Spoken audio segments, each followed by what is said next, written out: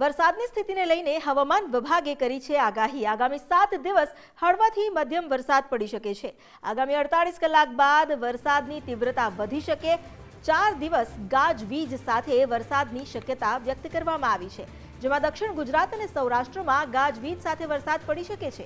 માછીમારોને દરિયો ન ખેડવા હવામાન વિભાગે સૂચના આપી છે। અમદાવાદમાં પણ વાદળછાયું વાતાવરણ રહેશે તેવી સંભાવના હવામાન વિભાગે વ્યક્ત કરી છે।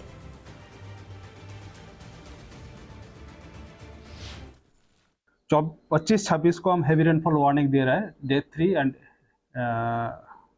3 एंड डे 4 को 25-26 अक्टूबर।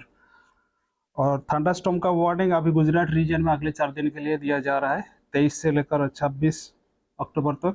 और सौराष्ट्र कच्छ में 24 से लेकर 26 अक्टूबर तक thunderstorm with wind speed 30 to 40 kilometre प्रति घंटा विंड स्पीड के साथ थंडरस्टॉर्म वार्निंग दिया गया है। अभी जो हमारा हैवी रेनफॉल डिस्ट्रिक्ट जो आ रहे हैं, जो 25 अक्टूबर को गुजरात रीजन में सूरत, नवसारी, वलसाड, दमन, दादरा नगर हवेली और डांग के लिए दिया गया है। और सौराष्ट्र कच्छ में आपका अमरेली, भावनगर और गिर सोमनाथ और दीव के लिए दिया गया है।